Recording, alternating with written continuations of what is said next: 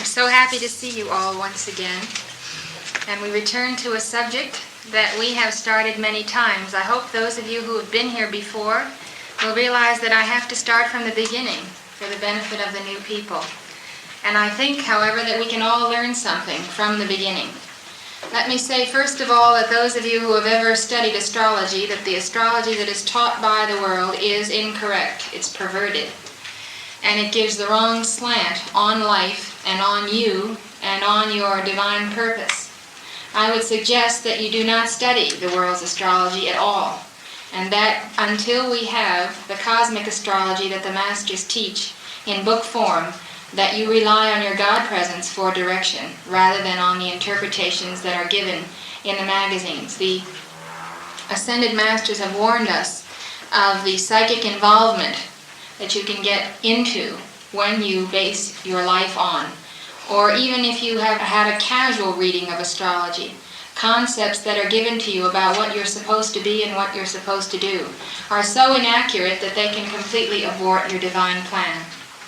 I'm sure you realize that in an hour I cannot set before you all that the masters have given us on this astrology. But we will begin, and you're welcome to take notes. I think you should, because it is quite complicated, although I'll try to simplify it. First of all, the 12 hierarchies that are referred to under the names of the 12 signs of the zodiac. These 12 hierarchies actually have their focuses around the great central sun. The central sun cannot be seen by us. It is no part of this galaxy, although the god star Sirius is our nearest focus of the great central sun to this solar system. Our galaxy is one among millions of galaxies that revolve around what is known as the great hub. It is the great central sun.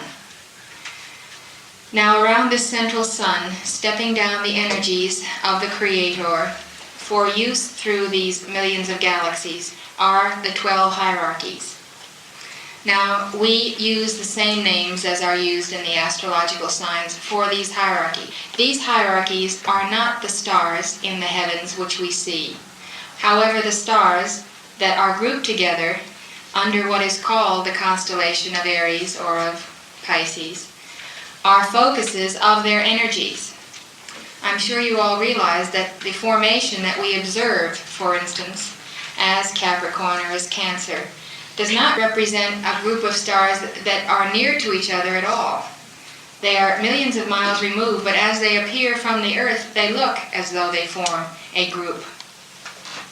So some of the problems which have been raised in the world's astrology that these groupings are changing because we're moving and because our galaxy is moving have no bearing on the divine astrology, which is based not on the stars but on the hierarchs who ensoul the stars and who focus a certain aspect of the Creator's consciousness. Now, the aspects of the Creator's consciousness that is ensouled by these great beings are listed in a decree that we have. It is 6.04. You might have that open or take it out as I am talking. It's the round-the-clock protection.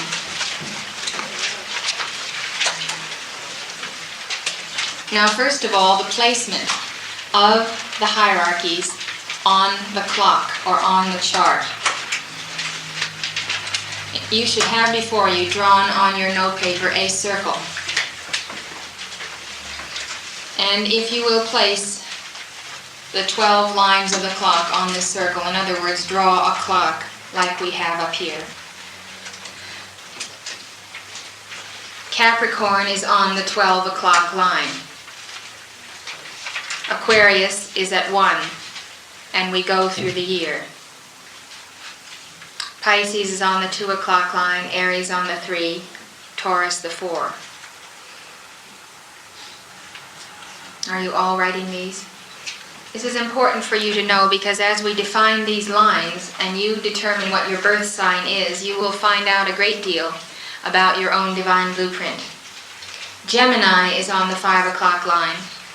Cancer is on the 6.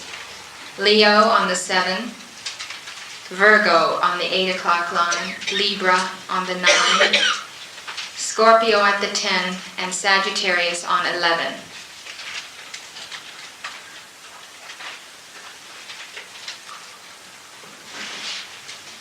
Now we may make invocations to the hierarchs, for instance, of Aries, bearing in mind that the name that is assigned to those hierarchs in the great central sun may not vibrate as the sound we make when we say Aries, but nevertheless, our calls are translated to that hierarchy. It is important that we know what we were talking about when we say Aries then. The central group of that hierarchy would be 144,000 cosmic beings. Under each one of the 144,000 cosmic beings, there are legions of angels, angel devas, elementals, and ascended masters serving.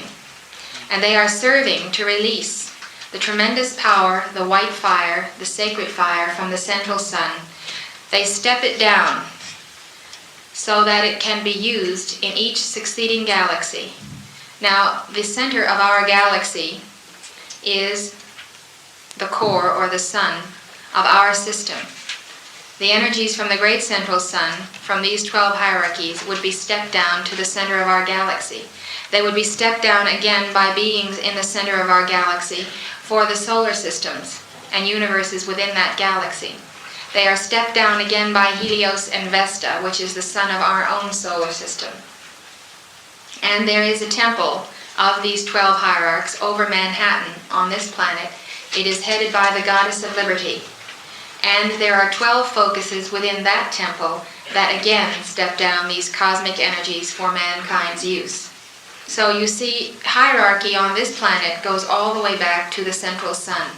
And until you know that, you don't see your divine destiny in relation to this cosmic center of all life. Now your crystal cord that emanates from your God presence that you see in the chart, that cord goes all the way back to the great central sun.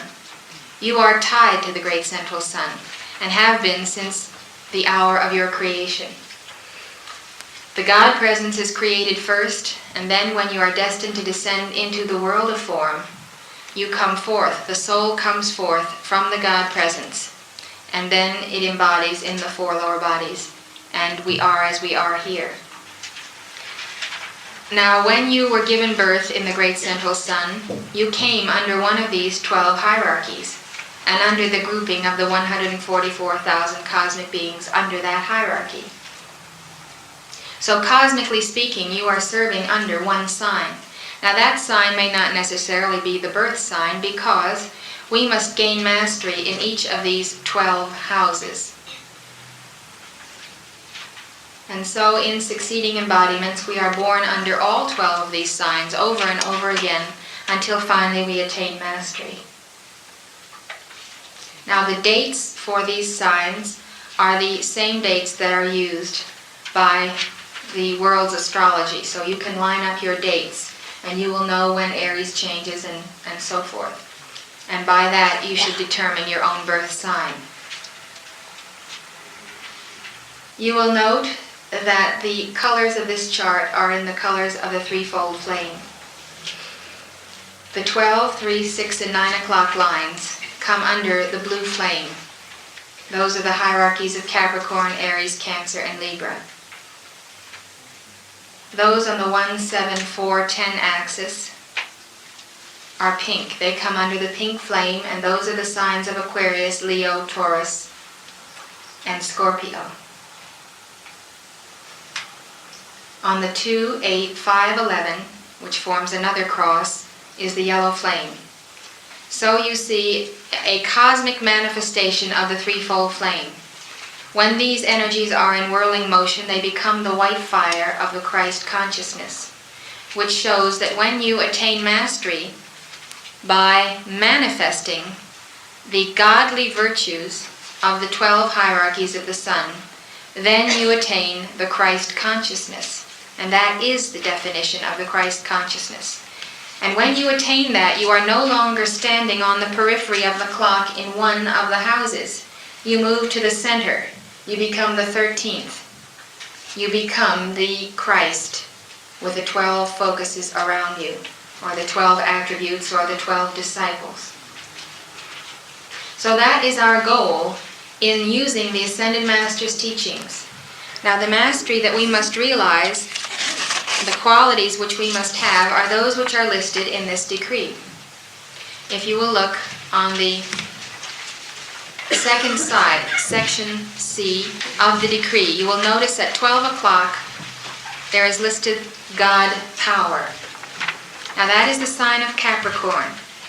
Now how do you know when you have mastered the energies of Capricorn and have in manifestation in your world the fullness of the God power of your mighty I Am presence?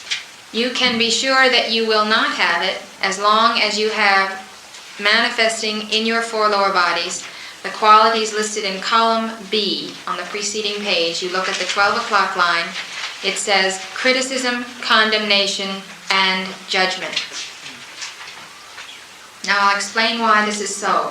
All cycles begin in Capricorn. They begin at the 12 o'clock line. No matter what month of the year it is, when you start on a new venture, the beginning of that cycle, cosmically speaking, is in the house of Capricorn, and it is to the hierarchies of Capricorn that you look for God power to start your project. Now if you have in your consciousness patterns of criticism of other people or criticism of yourself, you may have self-condemnation, you may be constantly condemning yourself for this or that, or you may have a tendency to judge others, to look at people and say, well, he's not following the truth and he's not very evolved, and constantly judging and analyzing people. Now that activity, which is of the mental and feeling body, dissipates your God power. And so you do not have the fullness of power that you require to initiate a cycle, any type of cycle in your life. Now this is a process of self-analysis which you must go through. You may come to the point where you can honestly say that you are not critical or condemnatory of any part of life. And you may feel, well, now I have removed that from my world, I should be manifesting God power.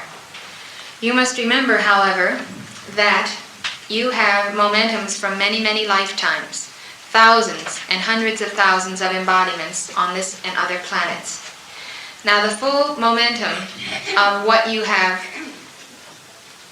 done in error or misqualified, as we use the term to misqualify energy, will not be apparent to your outer consciousness. So if you simply say, I don't have any condemnation in my world, you may not be correct, because you may find that in the subconscious layers of your being, which we call the electronic belt, that there may be momentums of condemnation from many previous lives. What do we do about this? Because what is beneath the surface of the iceberg of consciousness has just as much influence upon our lives as that which we are aware of on the surface. The only thing we can do is ask God to release the sacred fire into our subconscious world to remove all the cause-effect record and memory of that momentum on the 12 o'clock line. Now that is why we have this decree. The decree for the round-the-clock protection assures you that even though you may not be aware of the perversions of the qualities of the 12 hierarchies of the sun, that the sacred fire, when you invoke it daily, will transmute the cause, effect, record, and memory of everything that is also at subconscious levels. So the 604 decree is the most important daily decree that you can give in addition to your tube of light, violet flame, and protection. The reason is more than that which appears on the surface. The reason is this, that all of life, the entire cosmos, all the way back to the great central sun, runs on cycles. Do you know that on a given day, at a given hour, there is only a certain portion of your own karma, or what we call this misqualified energy, that is in the subconscious, that can be transmuted? You cannot transmute all of your imperfection in one given day. That is not because God does not have the power to do that. It is because by the law of cycles, only a certain house or a certain cross of houses will be open to you for transmutation on a certain day, and only a certain aspect and a certain layer of that consciousness in the electronic belt will be available for transmutation. Now, if you skip this decree for a day or for a week, you find that the cycle has gone on 2 or 3 or 4 notches around the clock, and you have other things that you can transmute, but you have missed the cycle for the necessary transmutation of other aspects of the electronic belt. This is important because one cycle depends on the next cycle, and the next cycle depends on the previous cycle for its fulfillment. So when we are on an upward spiral to return to the God presence through the ascension, we have to realize that it demands the utmost devotion and the consecration daily of our energies to transmutation. Now, that cycle that was open yesterday may not be open again for a month, or for a week, or for a year, or for 10 years. So we must be very diligent if we are really intending to become the master of the 12 planes or the 12 houses of God's consciousness. Now, it's very easy for you to go through the 12 lines of the clock and list these powers. The 1 o'clock line lists God, love, under the hierarchs of Aquarius. Naturally, when the Earth is in Aquarius, you have a tremendous opportunity to draw the power of God, love, into your consciousness, and also to transmute that which is listed under column B at the 1 o'clock line, which says all hatred and mild dislike. Now you go on to the 2 and you see that it's Pisces. You don't see it on this decree, but you see it on this chart. The 2 o'clock is Pisces, and there is the momentum of God, mastery. That means mastery over energy, mastery over life, over cycles. You can read through this list and you can see the perversions of those conditions of consciousness. And then you can organize in your mind and understand what you are transmuting each day. Now, if you will notice, we have a 24-hour day, but we have a 12-line or 12-hour clock. It is actually true that at 3 o'clock in the morning and at 3 o'clock in the afternoon, you have your greatest opportunity of the entire day to transmute the energies on the 3 o'clock line, which happen to be conceit, deceit, arrogance, and ego. And when you transmute that, there is an inrushing of the sacred fire from the Holy Spirit into your consciousness, which replaces what you have transmuted with the flame of God control. Now, each one of these qualities which are listed on the section C of the decree are flames. And these flames, this is why these are drawn as flames on the chart. As soon as you have replaced the misqualified energy with light, then in place of that density in your subconscious, there will manifest the flame. And the flame will be in the colors that we have here. The axis of the blue, the yellow, and pink that I have gone over. Now, the cycle of the planetary year, of course, Capricorn begins in December, the 21st or 22nd of December.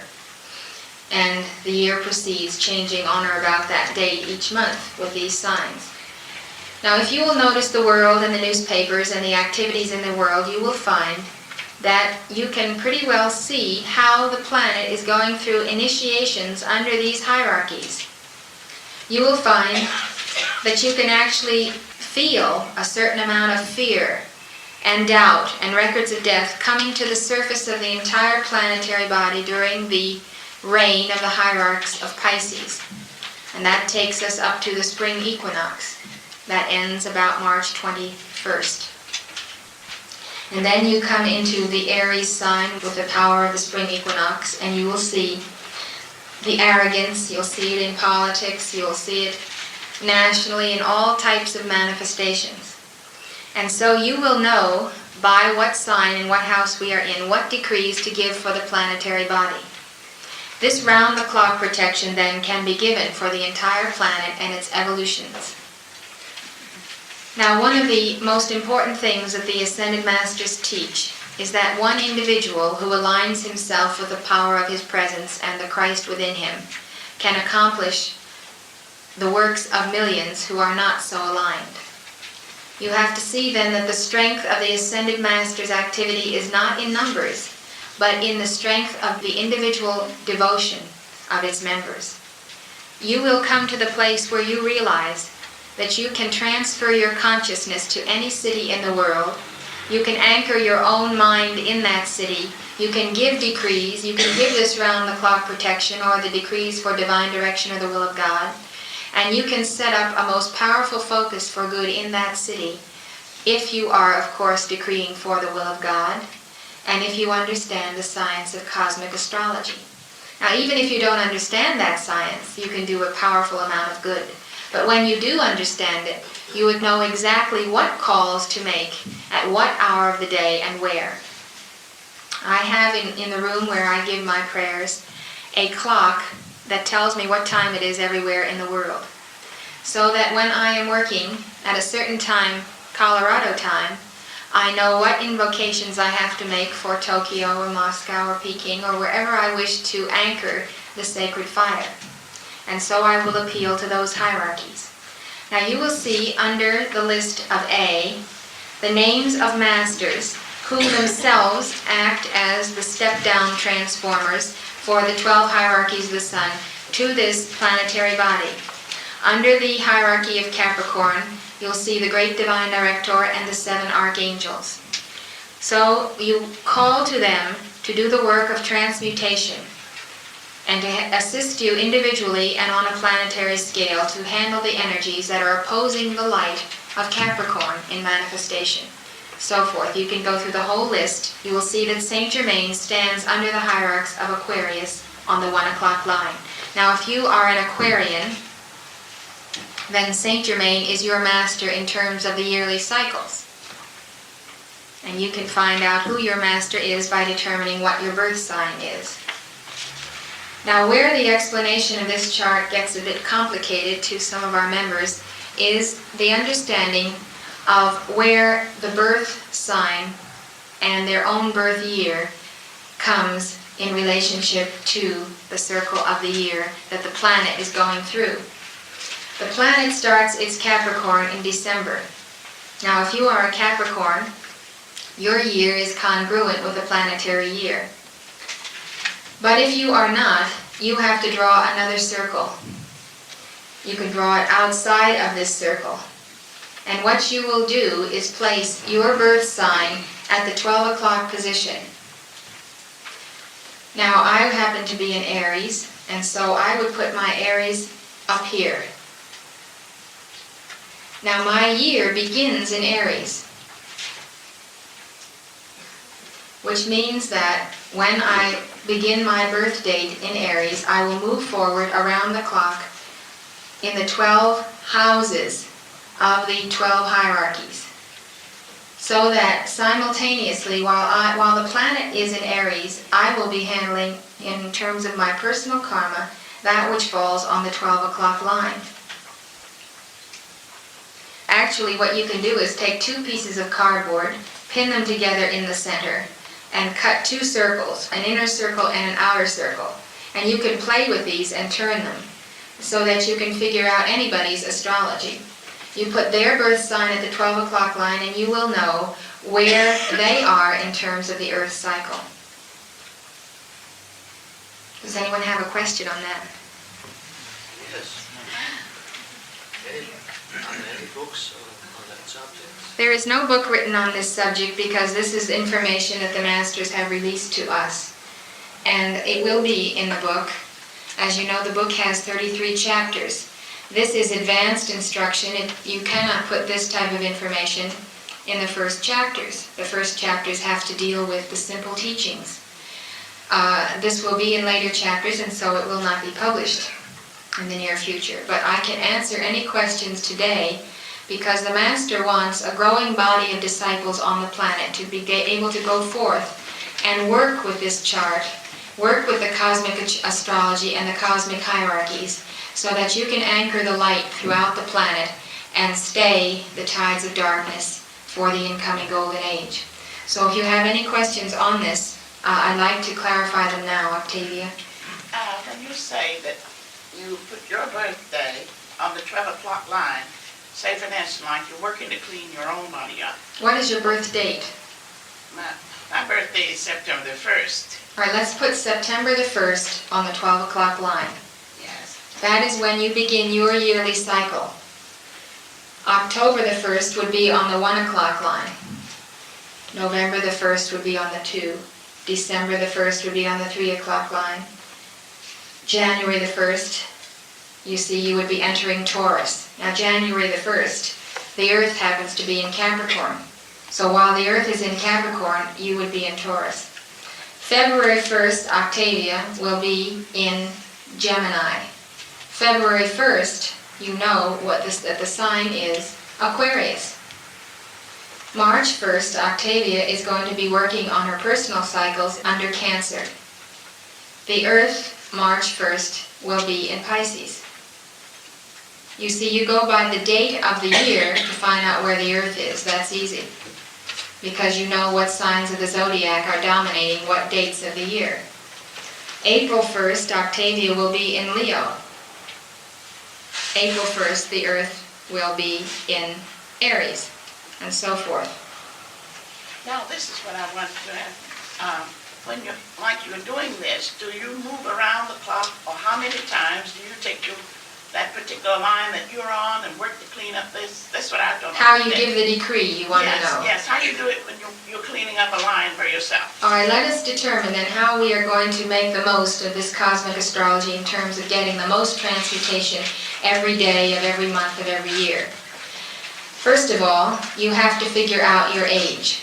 Now let's say that somebody was born in 1900. All right, you put 1900 on the 12 o'clock line.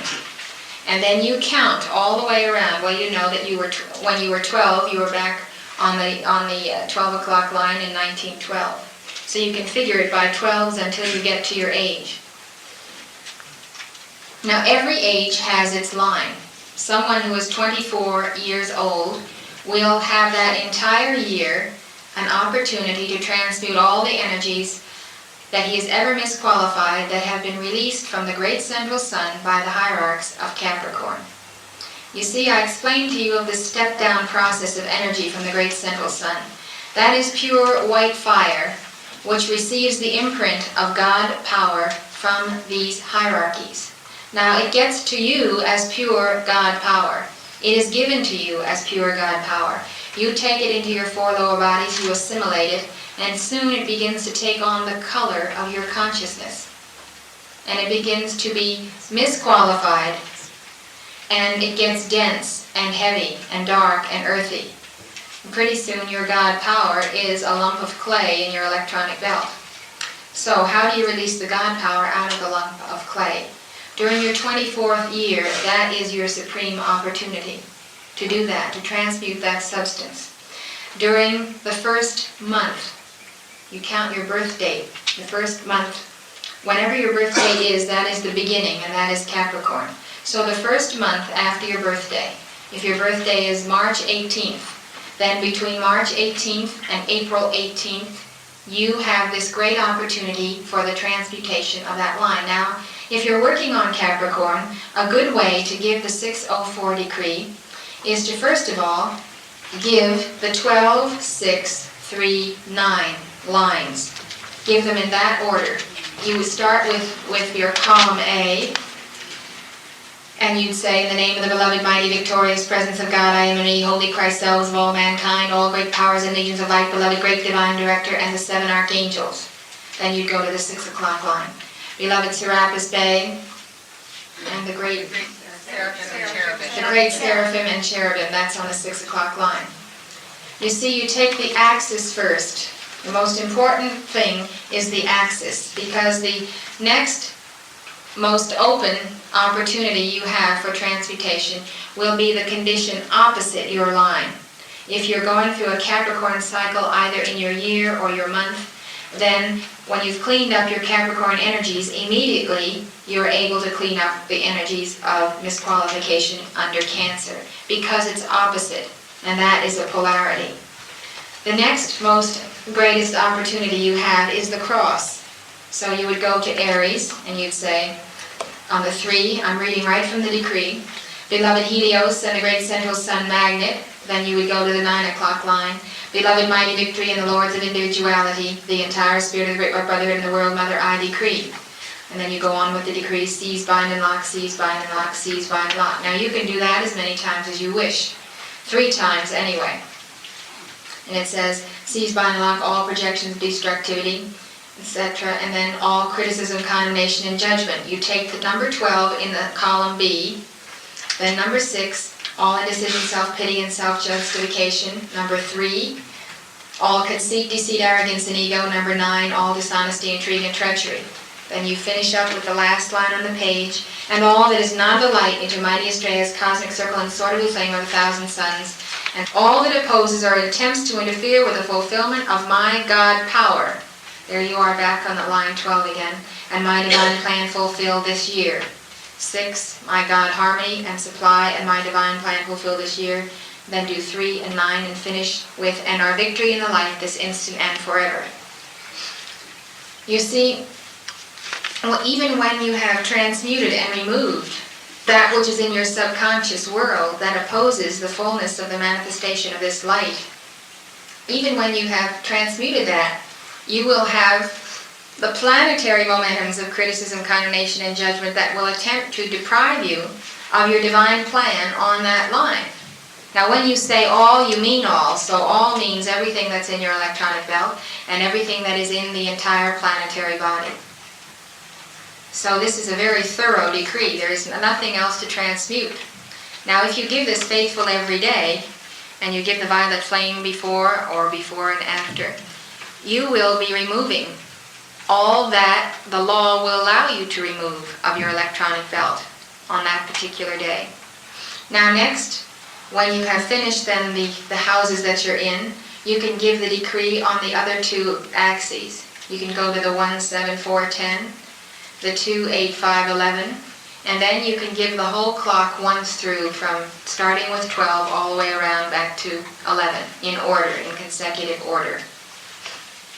Shirley. The hour of that sign. At 4 o'clock it's Taurus substance. At 5 o'clock it's Gemini substance. Well, in regards to this God power that you said a person would be working on their 24th birthday, 12th birthday, whatever, would you have to do it at 12 o'clock? It would be an interesting thing to do it at 12 if you could. You never have to. What I use the hours a day mostly as a sensitizing point. I find that if I am working for the Earth, I can feel waves and momentums of planetary effluvia. That means the combined misqualified energies of all the 4.5 billion people on the planet. I will feel that the dominant misqualification at 4 o'clock in the afternoon will be what you see on the 4 o'clock line. Disobedience, stubbornness, defiance, rebellion, and so forth. So that's a peak. It's like the crest of the wave of that energy. If I happen to be praying at 4 o'clock in the afternoon, I make sure to make a call to Astrea to take those energies as much as the Great Law will allow from all of the children of God and everyone evolving upon this planet. And if you'll make that quick statement, Mighty Astrea, and circle all of it, just if you happen to notice the clock at that time, and then you're going to sit down and decree, you will find out that your decrees will reach millions of people because their 4 o'clock energy and the planetary momentum of 4 o'clock, what we call 4 o'clock substance, will have been removed. So you see, that takes about 2 seconds to make that call for the whole planet. And yet it can make your personal decrees so much more effective if you realize that you can do that and that it will work. And that then, when you invoke the cosmic light, it goes right into the heart of the earth. Third, where is the electronic belt? What does it look like? Where is the electronic belt? The electronic belt is the counterpart of the causal body, but it is nowhere near the causal body. You understand that the causal body, which you see in the chart over your God presence, contains all of the momentums of good that you have ever manifested in 100,000 embodiments.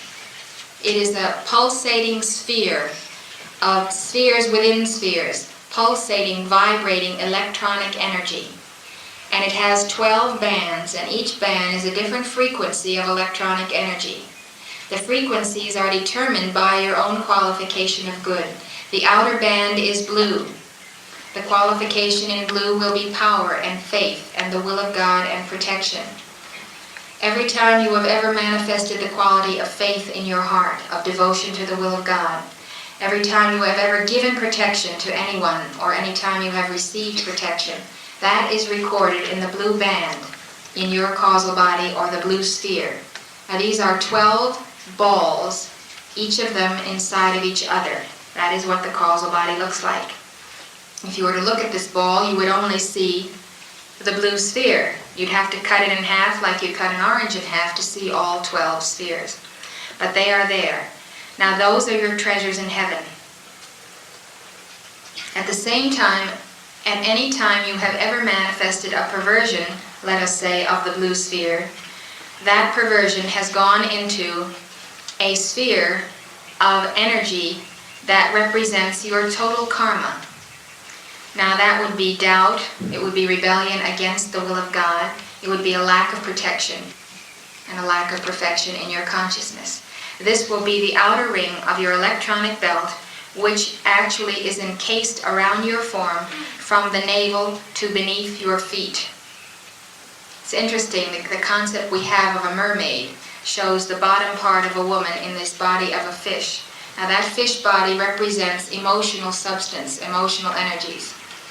Now all of us are partially or predominantly encased by this electronic belt. And so it is a force field of our karma. It is like a ball of mud that we have misqualified. We carry it around. Now, the interesting thing about this ball of mud, this electronic belt, is that it can be dissected. We can cut it up. We can determine where a certain particular aspect of misqualification is in that ball of mud, and we can set about scientifically transmuting this substance. And it will come up in these cycles that I have explained. So at the 12 o'clock line of this sphere of the electronic belt, you know you will go down and find in that substance the momentums of criticism, condemnation, and judgment. At the same time, the entire ring, or the entire outer sphere of the electronic belt, will be the perversion of the blue ray. Now all you need to do is look at this chart to determine how you dissect and analyze your electronic belt and how you analyze your causal body. Because the causal body has the same 12 lines of the clock, but all that is in the causal body are the qualities listed in column C. All that is in the electronic belt are the perversions of those qualities listed in column B. So, the goal of the ascension is for us to transmute that electronic belt, and each time energy, suppose you have a lump of energy that we will call doubt, a perversion of faith. We take that energy and we literally, in our consciousness, put that energy into the violet fire. We call for its transmutation. We take our vows not to ever again requalify God's energy or misqualify God's energy with doubt. We ask for that energy to be transmuted and sent forth into our causal bodies. It will go in the blue sphere without your directing it. But it's interesting to be able to visualize it precisely and to make these precise calls. Now you are able to do that, and you will have your freedom from that substance. And you can feel that the energy which was dense now is free from the imposition of doubt and fear. It then is pure, vibrating faith, and it goes forth in your causal body. When you have transmuted 51% of this lump, of this electronic belt, you then are a candidate for the ascension. That is all that the Lords of Karma require you to balance, is 51%. If you use this decree and the other decrees in the book, you can make a tremendous dent in that electronic belt in a short amount of time. And Saint Germain says you can ascend either in this lifetime or in the next, depending on your divine plan being fulfilled. Because it is not only the transmutation of karma that is necessary for our ascension, we must fulfill the divine plan. If this were the case, we could all go into the hills, hide away in the mountains, and sit and do our decrees, and ascend. But that is not possible, because our divine plan is involved with civilization, with society, with other people. So we must find our niche in society, whether it's being a teacher, a school teacher, or a music teacher, or an artist, or any type of profession that you wish to have, or any type of calling. You must fulfill that to perfection at the same time that you are balancing your karma. And that are the two parallel lines which must go hand in hand. If you fulfill your divine plan, but do not balance your karma, you will not earn your ascension. And the reverse is true. So this teaching teaches us how to be practical, how to be in the world, to fulfill our plan, and yet not to be burdened by the world, not to be of the world. That is the razor's edge of life. And if we try to escape life, we find that the ascension will escape us. Now the clock can be divided into 4 quadrants. And in each of those 4 quadrants, we find we have the tests of the 4 lower bodies. The first quadrant, between 12 and 3, is the etheric body, and these are the tests of fire. Your use of the sacred fire and of the fire element will be tested under the hierarchs of Capricorn, Aquarius, and Pisces. Now, if you happen to be 24, 25, or 26 under those lines, during this year you will be experiencing tests of your use of fire. Now, the etheric body is the memory body. If you have a bad memory, it's a very good opportunity to transmute the layers and layers of human effluvia that are filling your etheric body, clogging it up, and not allowing your soul to breathe or to become aware of your divine blueprint. The blueprint of your life is stamped on your etheric body, on the ethers. It's etched in fire. If you do not know your divine plan and don't know quite what to do with your life, it is because in your etheric body there is so much effluvia covering that plan that you can't remember it. You can't see it, you can't feel it. So, you begin by using the decrees to the violet flame in the violet flame section, and you insert the word purple in place of the word violet. Purple flame from the heart of God, purple flame from the heart of God, purple flame from the heart of God, expand thy light through me always. You give that section with the purple fire for the cleansing of your etheric body, and you alternate those decrees with the healing, the emerald green of the green section. If you do that faithfully, you will find that your memory will be restored, and also the memory of your divine plan. In addition, you should call to the great divine director for your divine plan to be made known to you. Now, if you are in an age that puts you in the 3, 4, and 5 o'clock line, you are experiencing tests in the mental body, which are tests of the use of the air element.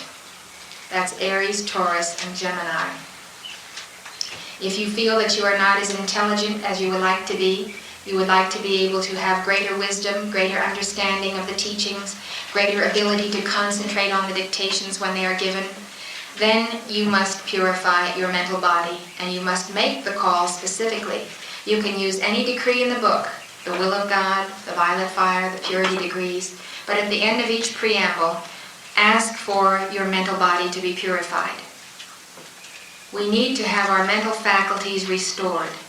Most of the people in the world today, their brains are so filled with fluorides, with chemicals of every sort, of all the drugs they've been given in terms of medicine, and then those who have taken psychedelic drugs, they are also polluted with those drugs.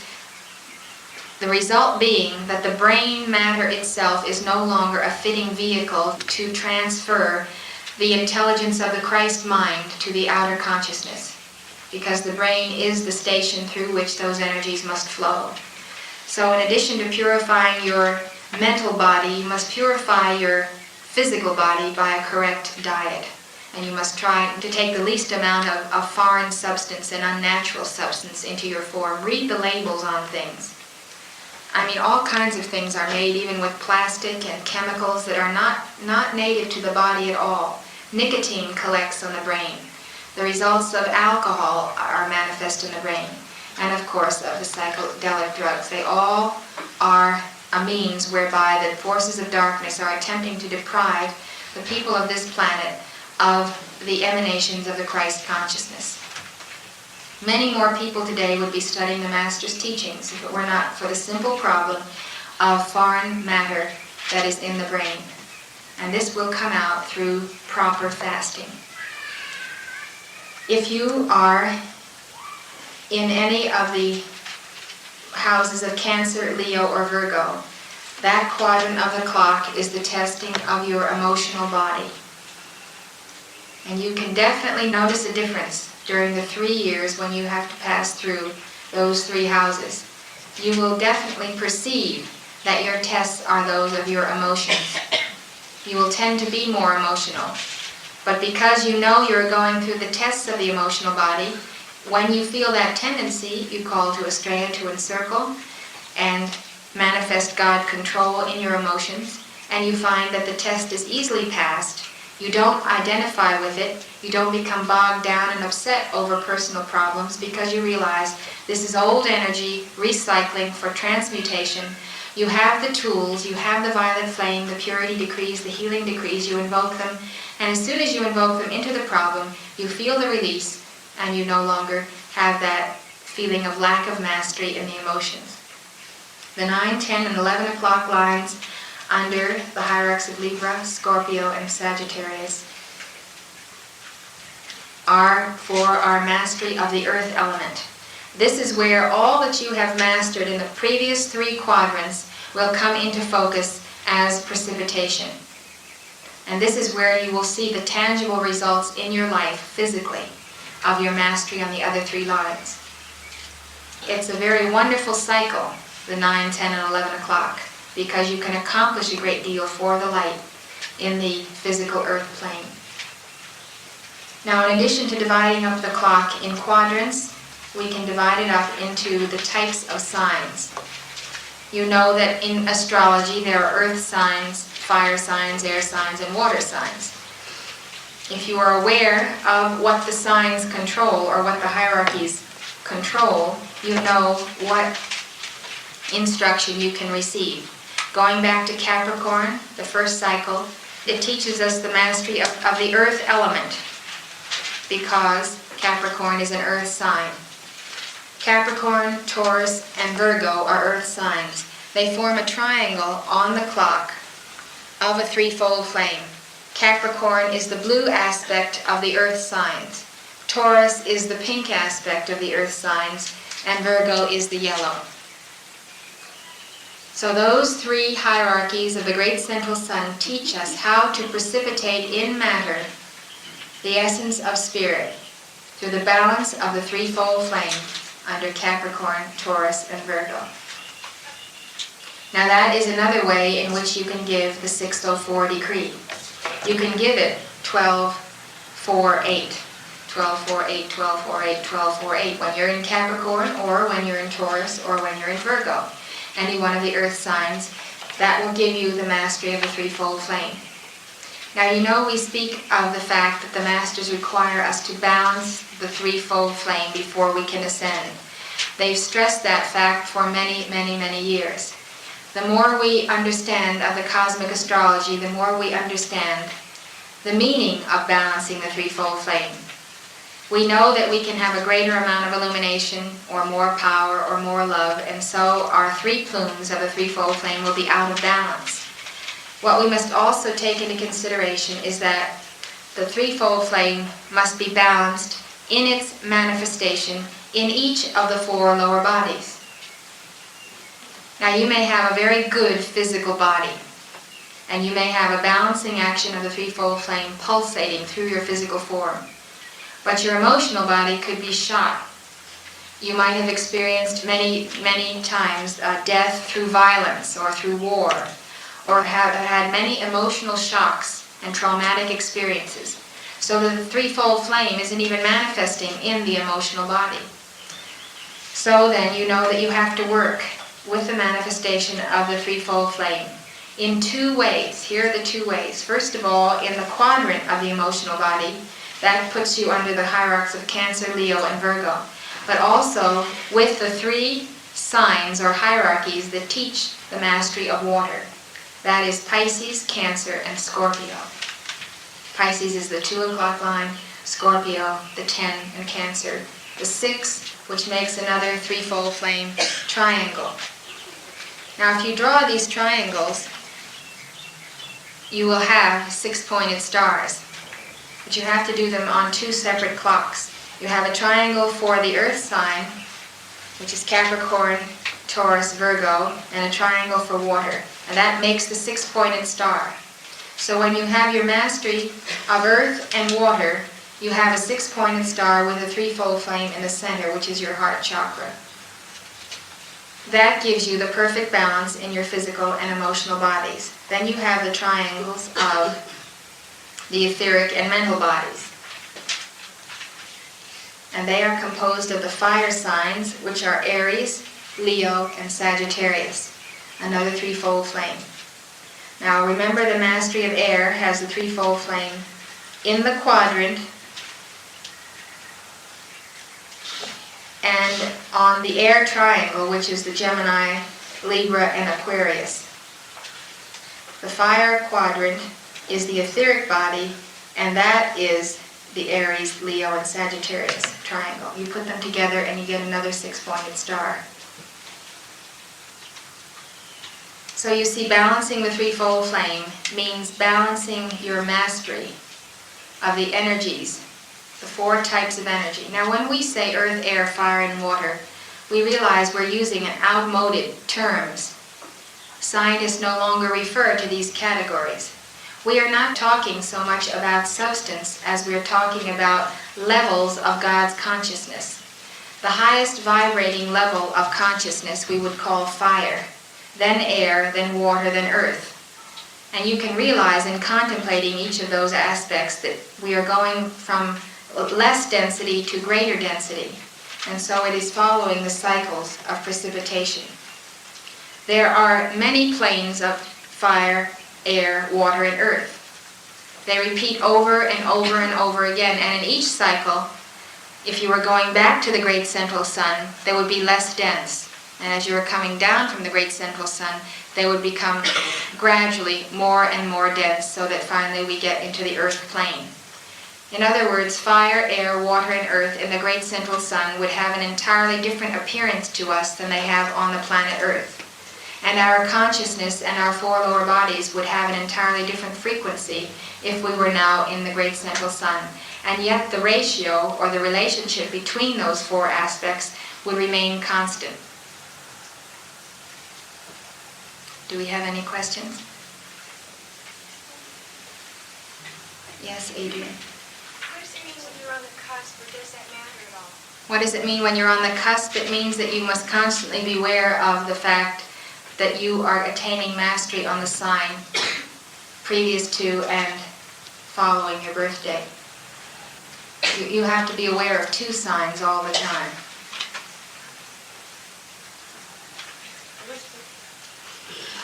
Mary Ellen?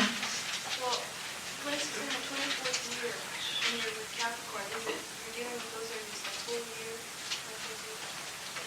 When you're in your 24th year in Capricorn, you are dealing with the energies of Capricorn for the full year. That is the cycle of your year, but within the year you have the 12 cycles of the months as usual. But that year sign will be the dominant requirement. It's only every 12 years that you have the opportunity for that major manifestation of mastery on a particular line. I have found that when I do work on myself on my line, that I can take the clearance of that line all the way back to the beginning of Lemuria, 250,000 years ago. I can transmute all the way down the caverns of my electronic belt into that line. It's like pulling thread through a knitting. You can go all the way back down and pick up a stitch in the very first row when you're in that year. And so, suppose your year is, let's say injustice. All injustices, that would be the 8 o'clock year. All injustices that have ever been done to you in all your embodiments all the way back, and all injustices that you have ever worked against anyone else, would be up for transmutation, is the terminology we use. They're up for transmutation. It means they're sitting there. They can be taken if you will make the invocation. And you find that in each day of the 365 days of the year, there is a different aspect of that substance of injustice that can be transmuted, and a different aspect of the flame of God justice which will appear in its place. Do you know that each one of these flames on the 12 houses has 144,000 virtues that are embodied and ensouled by these 144,000 cosmic beings? So you see the miracle of God's consciousness, how it is refracted and reflected through the diamond shining mind of God. Isn't this an exciting field? Even if we haven't all understood it, it is exciting.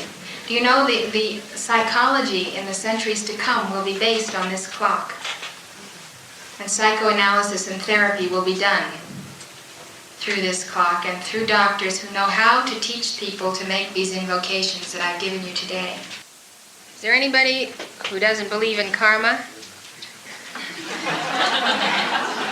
Might as well clear that up before we start.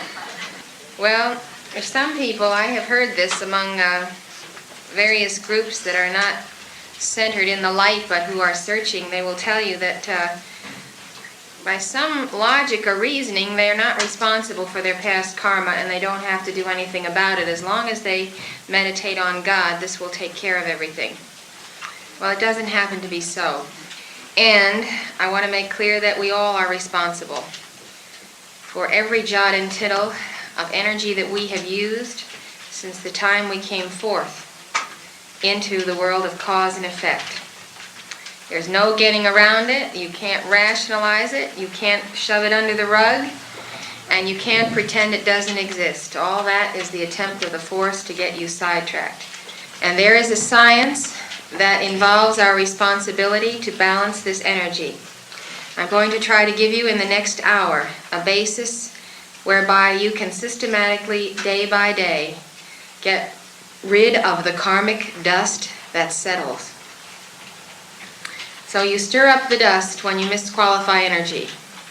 And you may stir it up so much that it may travel far and wide. But there's a magnetic force field to that dust because it has your electronic imprint upon it. And so it comes back and it settles. It settles according to polarity, positive and negative, according to the godly virtues and according to their perversions.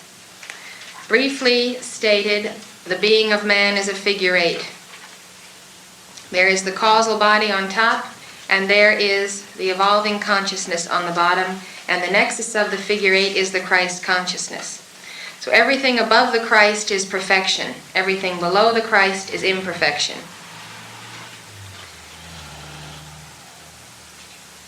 Now you see pictured in the chart the causal body with the 7 rings, and in reality there are the 12 rings. The 12 bands of the causal body and their virtues can be diagrammed according to color and to ray. Each of these bands is a sphere, and each of these spheres can be divided into 12 sections for the purpose of determining the plus and minus force fields of it. Now these 12 sections are like a clock. So rather than try and imagine a sphere dissected into 12, just think of a flat circle. Just think of a clock on the top of the figure 8 and a clock on the bottom of the figure 8. Now the 12 points on that clock represent 12 aspects of God's consciousness, or 12 frequencies. These frequencies or vibrations are the necessary spiralings of energy from the world of spirit to matter. Anytime anything is precipitated, it must start at 12 and go around and finish at 12. And as it goes from one line to the next, it is actually going through different frequencies or vibrational patterns of God's consciousness. In the cosmic hierarchy, there are beings who have evolved under those frequencies, who have reached cosmic attainment, who have been assigned by God to hold the pattern of that frequency for the entire cosmos. Do you follow that? Wherever you have a vibration, you're going to have an individuality ensouling that vibration. This is the point of the creation of man.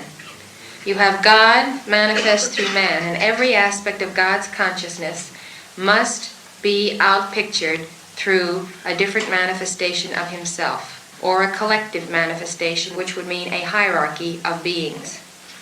If you understand that principle, then you'll know for every idea, for every color, for every vibration, there is a being or a consciousness that must ensoul it in order to sustain it, because nothing cannot sustain itself. We call the 12 principal divisions of God's consciousness, we call the beings who ensoul these the 12 solar hierarchies.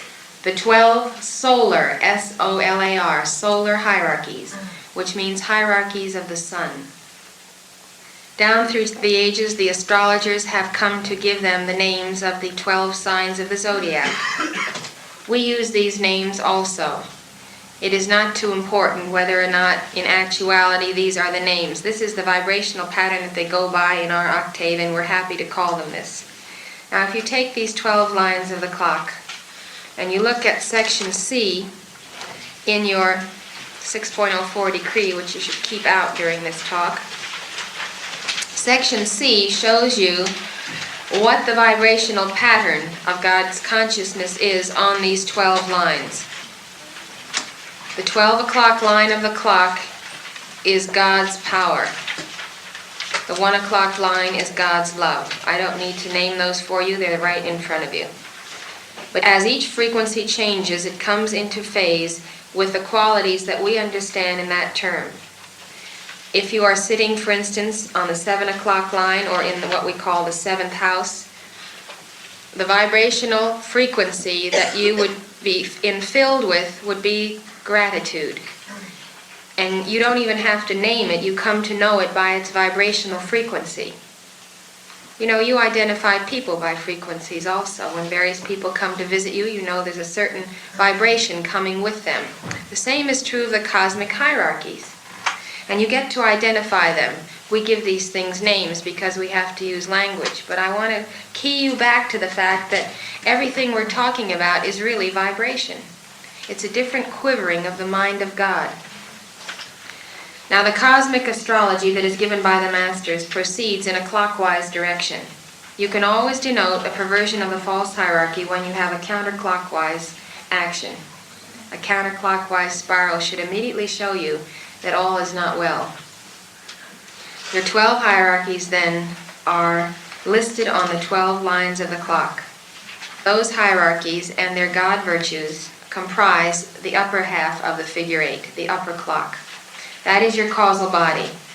If you were to slice your causal body in half and see all of your rings, you could see this diagramming of this vibrational spectrum. The dust settles in a minus factor. It is the negative aspect of the plus factor of your causal body. And so everything that opposes the power of God will coalesce around the 12 o'clock line in your electronic belt. We desire to bring all of heaven down to earth, all of the causal body down into our consciousness. And so the karmic dust settling in opposition to the 12 virtues is what prevents us from bringing the kingdom of heaven into manifestation upon earth. Therefore, at the 12 o'clock line, God power is intended to manifest. There is a focus of God power right there in our lower consciousness. So all around it gathers the whole mass accumulation of our own energies, all we have ever sent forth, all we have ever accepted from other people, of criticism, condemnation, and judgment, and witchcraft. Now you'll see that in section B of Decree 6.04. You remember I explained this about the chakras, I explained it about a focus of light. Wherever you hold up light, there gathers its exact opposite, its diametric opposite. There it accumulates. So you see on the 1 o'clock line is the virtue of God love that is ensouled by the hierarchy of Aquarius. All that opposes that God love is hatred, mild dislike, and black magic. So on the 1 o'clock line of the electronic belt, each of our electronic belts will be the settling of the dust of that misqualified energy. Now let me describe the electronic belt to you in another way. It begins about at the waist, just about at the belly button. You have a large kettle drum that you are standing in. It's very large, and it looks like a huge kettle, and it goes beneath your feet. It's not the complete circle we've pictured in the figure 8, but it's almost like half an egg, half of a big egg that you were standing in. And it's like an hourglass. If you're standing in it, look down in it, then you are seeing the face of the clock. So this energy then collects around the being of man. Now, I've mentioned to you in our lectures that all karma is not there waiting to be transmuted at a given instant. You'll hear this on the African tapes. One of the African students there asked, if we made the decree that all our karma could be transmuted, would it be done? The answer is it would not be done, because karma only comes in cycles. Most of it is sealed. In fact, 11 aspects of the karma, approximately, will be sealed. And at a certain moment in time, in space, according to the position of yourself in opposition to the cosmic hierarchies, you will find a certain amount of karma that is there for you to transmute. Now, there are 3 very important cycles regarding the balance of karma that you must watch and you must make a chart on for every day of the year. The first, let us look at the chart and the cycle of the year. This is the simplest to understand. You put the year on the clock, and the year begins in Capricorn.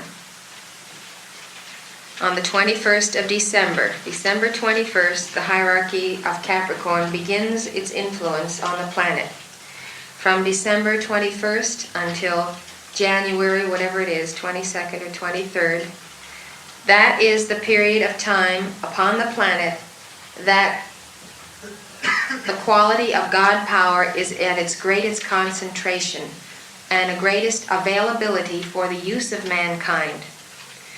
So during that period of that month, if everyone knew this, they would be invoking the power of God through the hierarchy of Capricorn. And now you look up at section A of your decree, and you find the names of masters who have volunteered to assist these mighty cosmic hierarchies in sending an intense concentration of this godly virtue to the earth. So under the hierarchy of Capricorn, which is about at least 1 million cosmic beings in the hierarchy of Capricorn, for all intents and purposes, let us say it is an infinite number of servants within each hierarchy. This will expand our consciousness enough to take in the vastness of what we are talking about. So this infinite number of cosmic beings has elected that the great divine director and the 7 archangels should concentrate the momentum of God power to the earth during the cycle of Capricorn. All right, we know this as students of light. What do we do about it? We realize that first of all, we're going to have to push through during the period of Capricorn all resistance to God power. So we're going to say, now what kind of resistance might this be? It's going to be criticism, condemnation, judgment, and witchcraft.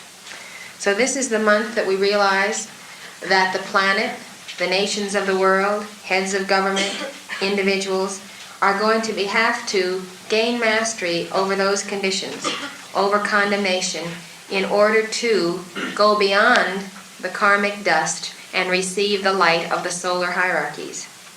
Now, the liar and the lie of whom Uriel spoke is spoken of in the book of Revelation as the accuser of our brethren. And it says, the accuser of our brethren is cast down, who accuse them before our God night and day. Condemnation is the chief weapon, then, of the dark forces. And they hammer away at condemnation and belittlement of the sons of God day and night, day and night. We become so conditioned to condemnation that we automatically accept conditions of limitation and inadequacy and imperfection in our world.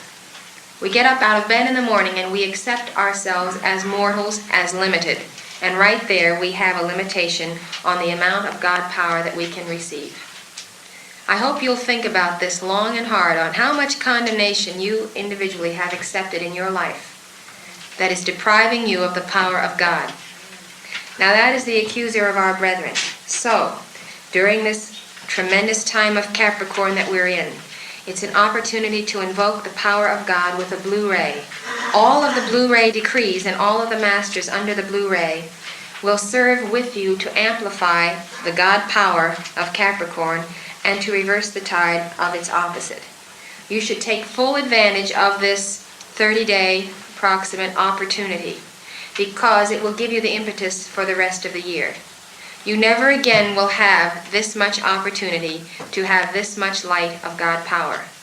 Of course, you can invoke it the whole year, but this is the hour when it is intended to be anchored. So we must not abort this cycle. We must not misuse that God power by engaging in condemnation ourselves. Above all, we must realize the great, great opportunity in the cycle. Now we come to Aquarius. You can become so sensitive to these hierarchies when you begin working with them daily. You will start to feel about 3 to 5 days before the change of the cycle. You start to feel the influence of Capricorn waning and the influence of Aquarius beginning to merge with it. You'll feel a blending of it in the last few days. And at the very hour in your time belt when the next phase of the sun comes in, when power becomes love, when blue becomes pink, you'll know it just at that second. You'll feel the whole shift of the planet. It's exciting to have an experience like that because it makes you feel really in tune with the cosmos. And right along with it, right while you see the triumph of love in the sky, and I have seen the sky completely pink in the hours when the divine love patterns have been predominant. You'll also feel lurking and surging up and bubbling up from the lower part of this figure 8 pattern, the lower part of the silex coffee part, the bubbling of human hatred and dislike. And you'll feel the demons and serpents of hatred ready to devour this love if they can just get mankind to start hating each other. Because as soon as we hate each other, we're taking that pure pink light and perverting it into darkness. And so they have their meal for the day because they feed, these serpents of the night, they feed off of our energies that we get from God. So immediately, what do? We amplify the power of love through our pink decrees, and right at the same time we go to 10.14, the Estrella decree, and we call for all hatred, mild dislike, and all black magic to be encircled. Now you look at that 10.14 decree and you'll see there's room for an insert.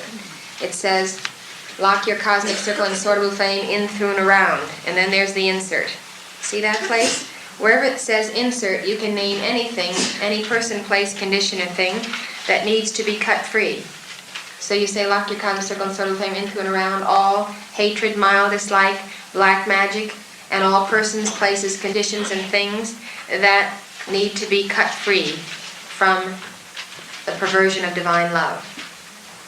And then you visualize a circle of blue flame around the person, place, condition, and thing, around the whole planet, around all humanity, and you visualize the legions of light taking their circles of blue fire and locking them around people, locking them around the whole planet, and drawing off with this great magnetizing power, drawing off this substance of perversion of the pink flame.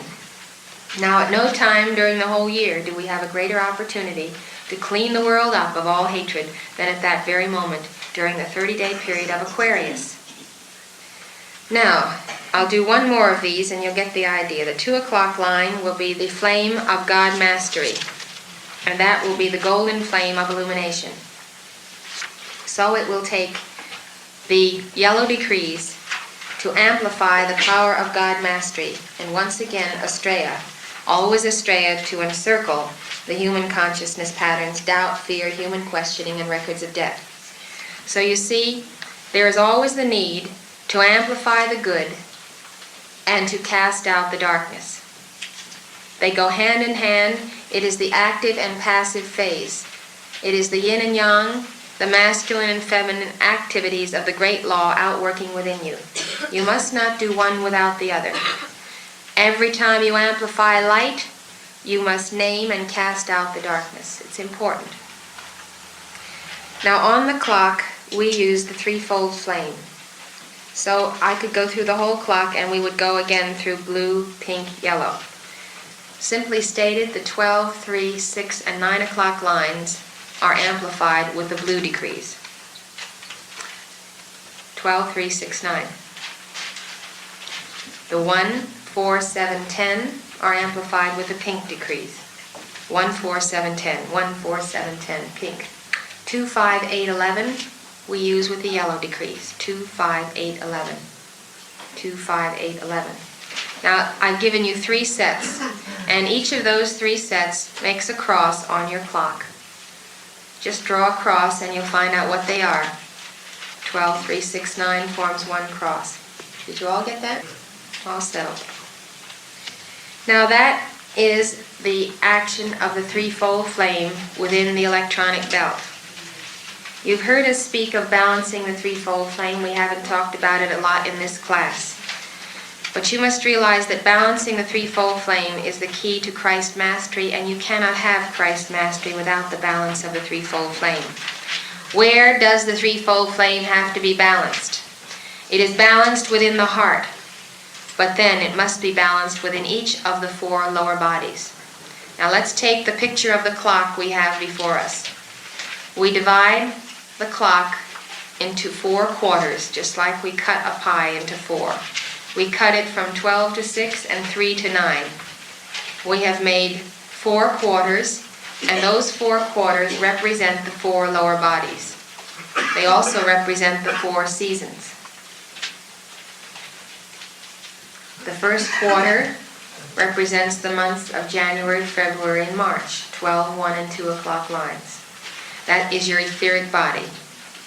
3, 4, 5 is the spring, April, May, June, and that is your mental body. 3, 4, 5 is the mental body. 6, 7, and 8, July, August, September, is the emotional body. 9, 10, and 11, October, November, December, and that is the physical body. The 4 seasons of the year change as they do because of these 12 frequencies. This is how different the frequencies of God are. When you're living in a climate not such as California, but in a place where you can definitely see the seasons, you have a very vivid picture of how the frequencies of God's consciousness affect nature. They also affect your 4 lower bodies. Now you will see that the tests of the planet will occur according to the clock. You will notice that the tests of the earth follow very closely these cycles. The test that the earth will be going through in winter will be the 12, 1, and 2 o'clock lines.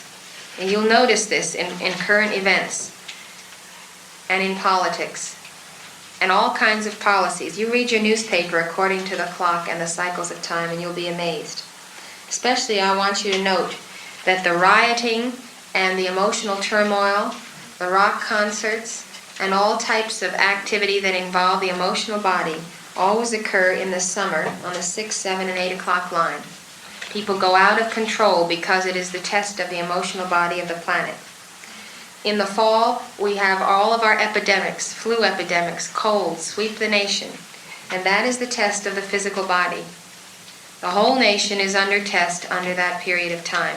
And it's the time when we have to make the adjustment of the blood and the chemistry of the body from the summer to the winter. And if we know this, we can build up a greater resistance to it, because we'll know that any test that's going to come is going to come at the level of the physical body. A lot of deaths occur in Scorpio and in winter, heart attacks. Many people don't make it through the winter because it is the test of the physical body. Also accidents. You'll find you might not have an accident the whole year, but in the physical quadrant, all of a sudden, stupid things start happening. That is when we have to intensify our protection for the physical body of the earth and for our own physical bodies. Now I have given you one cycle. That is the cycle of the planetary body as a whole. You have a vision of this, of the 12 solar hierarchies in the great central sun, releasing their light in a spiraling action. I told you that every orb that has evolution upon it, that has life upon it, has a replica of those 12 hierarchies. So the sun of this solar system has the same thing. It has the 12 solar hierarchies emitting a step down amount of this energy for the planets of our solar system. That energy is received in turn in the Goddess of Liberty's temple, and it is released again to the planet Earth.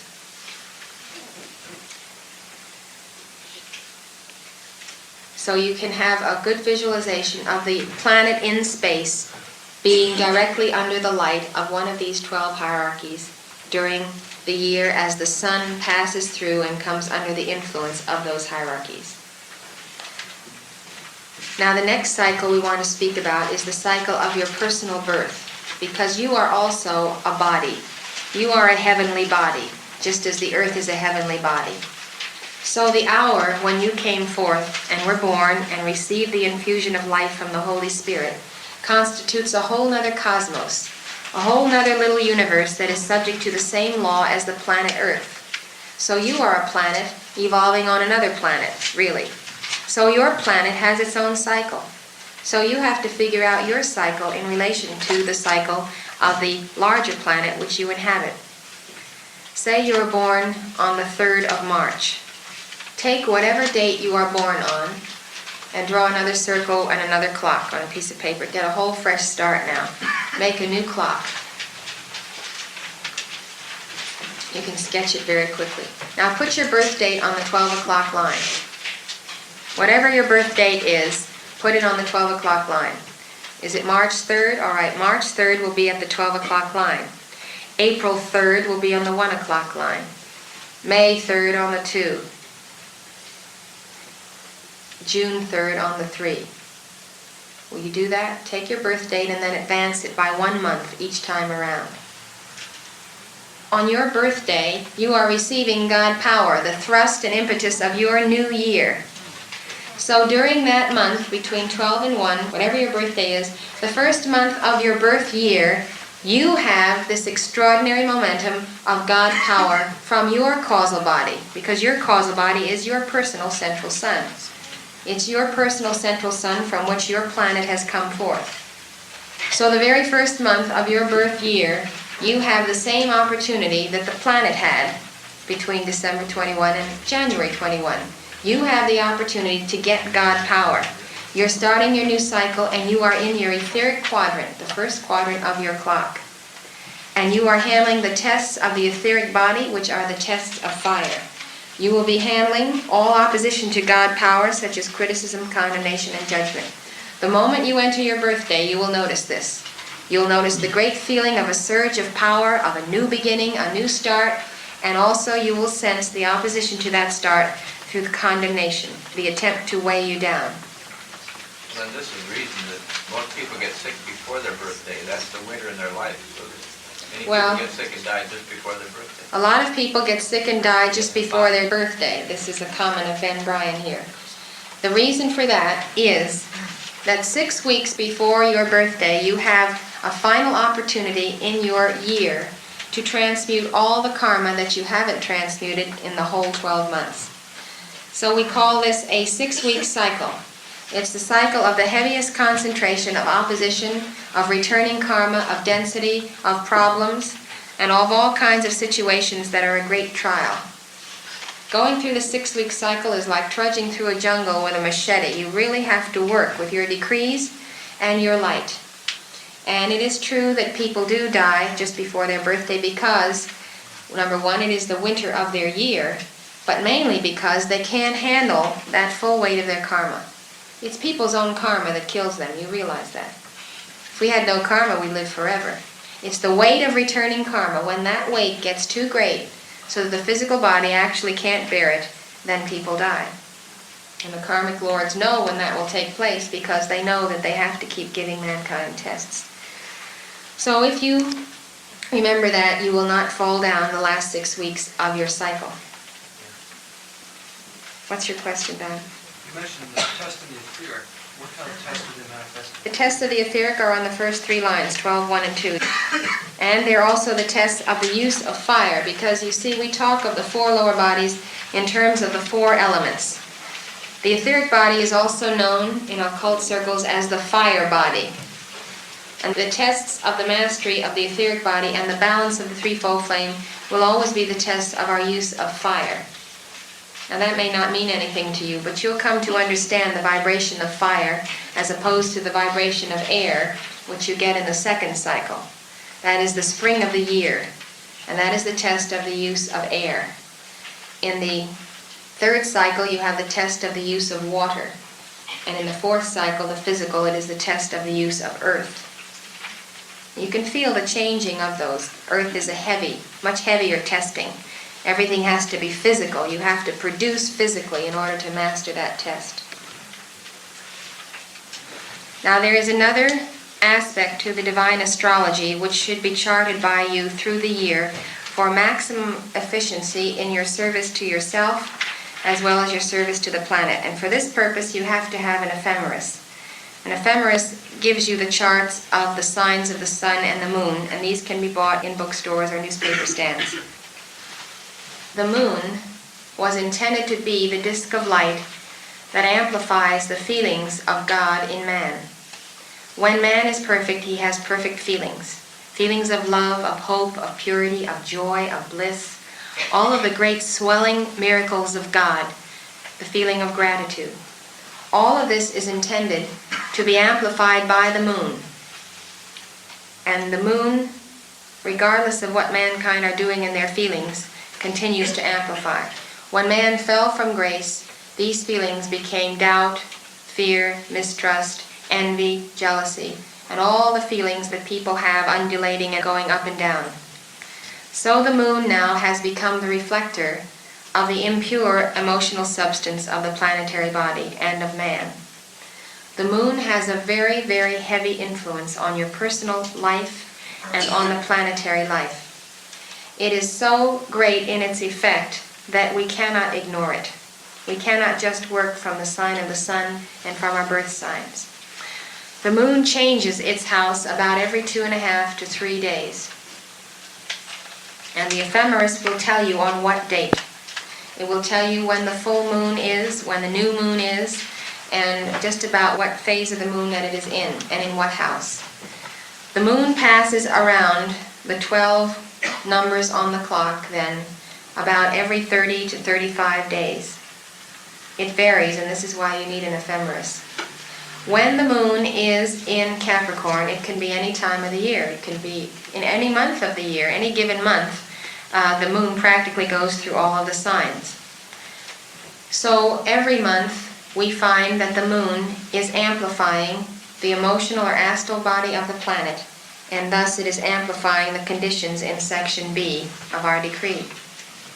So when the ephemeris tells you that the moon is in Capricorn, you will notice that there will be a heavy concentration of criticism, condemnation, and judgment around. Even if the earth is in Aries, even if your birth cycle is in Gemini or somewhere else, you still have to remember that the moon cycle will highly affect your consciousness. Now, if the moon can move the whole tides of the sea, imagine the weight of the body of water, the Atlantic, the Pacific, the 7 seas. These are moved by the attraction of the moon. Now, that same attraction is influencing your emotional body, only you don't see your emotional body, so you don't see how it swells and ebbs according to the moon, but it does. The moon pulls on your emotional body, on your solar plexus, on your feelings. Some people notice this much more than others because of the position that the moon was in when they were born, which might be a highly emotional sign or a problem of self-mastery for them. The main thing I want you to do, and many newspapers will publish this. They will publish every day where the moon and the sun are. But I want you to determine where the moon is and how it's changing. Make yourself a chart. And watch it, because you will find that your greatest test will come during the periods of the moon in these houses. Now, is there any question on this specific subject of the moon? The test of the moon in the emotional houses? The test of the moon on number B in the 604 decree. The moon, when it is in Capricorn, will amplify all criticism, condemnation, and judgment. But it'll affect you emotionally. It may come in through the mental body, it may come in through the etheric, but it's the emotion, because the emotions are the water body, and it is the water that the moon is polarizing with. So it's always an emotional upheaval that will occur, but it will be different ones. Now, when the moon is in Aquarius, you'll feel great hatred and mild dislike. And you may think it's your own. You might have had a general irritation for somebody because of something irritating they did to you. When the moon is in Aquarius, and you happen to be tired, you happen to be low on energy, you skipped a meal that day, you'll find that the pulling on your emotional body and your lack of physical or spiritual reserves can cause you to feel a violent hatred for a person that, was just a flicker of something the day before. And you'll say to yourself, oh, I'm so terrible, I have these feelings of hatred for this person. I mean, this is terrible. Why do I feel this way? I must have no spiritual development at all that I can entertain this hatred. And then all of a sudden, the next day, you won't feel the hatred at all. You feel fine and chipper. You forget about the whole thing.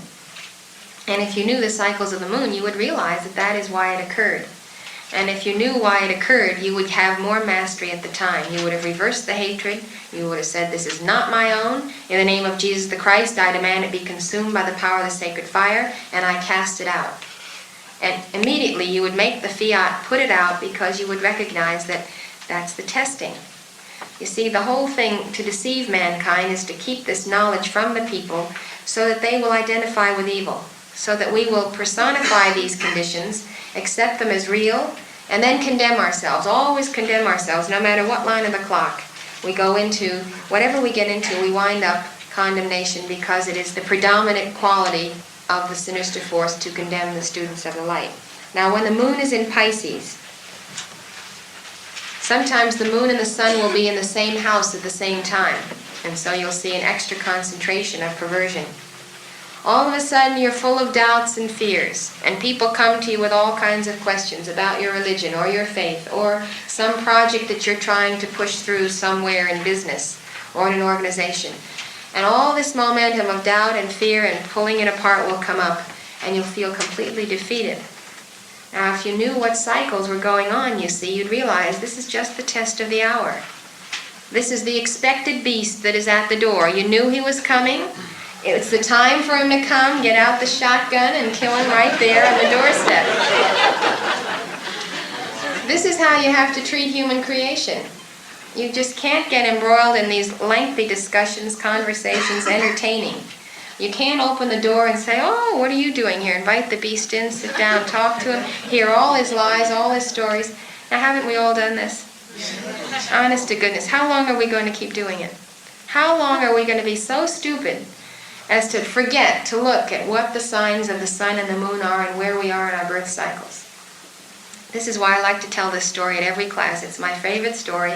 I like to get up and talk about the electronic belt, because I realize people go out of here and they forget to look. I go up to people and I say, where are you in your birth year? And they have to sit down and think it all through. They don't know it. Well, you should know it the minute you get up in the morning. I'm in my cycle of Pisces. The earth is in the cycle of Capricorn. The moon is in this house. And today I'm expecting to go forth to conquer with divine love the beasts of fear and doubt, rebellion, and whatever the other one would be, wherever the moon is. It's the old thing of putting on your armor and going out to fight. Now, if you think of this in the physical sense, imagine if you were going on a fox hunt and you had all the horses and everybody going out, and you're going out to chase this fox. And the dogs are all over in the woods, and they're barking at the fox, and you get on your horse and you ride in the other direction. It's about the same thing with this human creation. It's just as specific.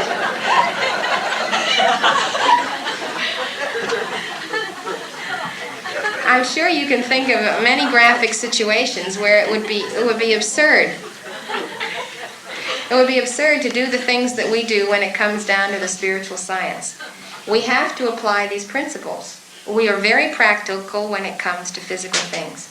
But when it comes to the practicing of this teaching, people fall down on it. They forget that you can calculate. And this is the divine astrology. You can plot on this graph exactly what is going to come to you to be transmuted.